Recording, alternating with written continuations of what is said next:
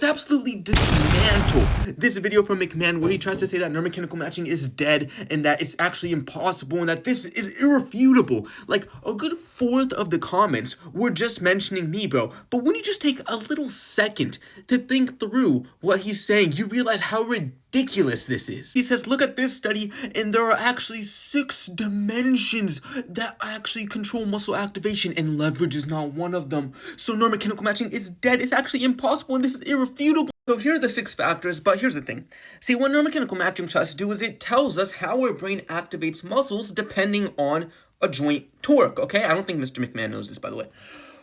These factors have nothing to do with all these factors affect the movement pattern that you end up doing, or they affect your effort level. First factor, task direction. Okay, that's a different movement pattern. Of course, a different movement pattern is going to have different, like, that has nothing to do with neuromechanical matching. Force magnitude. Yeah, that's a different effort level. Obviously, something harder is going to have more motor neural than something easier. Like, obviously, that's going to affect motor neural. Most ridiculous part, bro. He's done it again. Muscle selection. Muscle selection is a factor for muscle selection, dude. Brute. He did this exact same thing last time where he tried to claim that activation is a factor for activation, dude. Also, look, he says leverage was actually a factor last time, but he switched up because, you know, he's trying to find any way to take down neuromechanical matching. Next thing, this is basically just tempo. Yeah, if I'm doing something slow, for example, yeah, this is going to take less effort than something like this. Yeah, of course, tempo is going to play a factor. That's just another thing that affects effort. Next, stability. Yeah, again, this is another movement pattern, and you're adding in more muscles that have to be recruited and stuff. This is obviously going to affect activation. Like, do you see what I'm talking about? Last thing, behavioral state.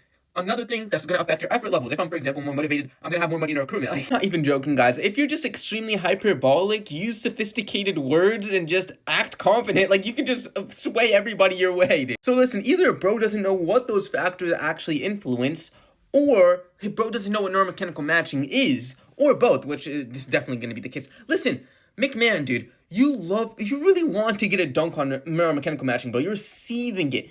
But at least define what it is. Define what neuromechanical matching. I've been asking this for months. If you want to get a dunk on it, at least define it first.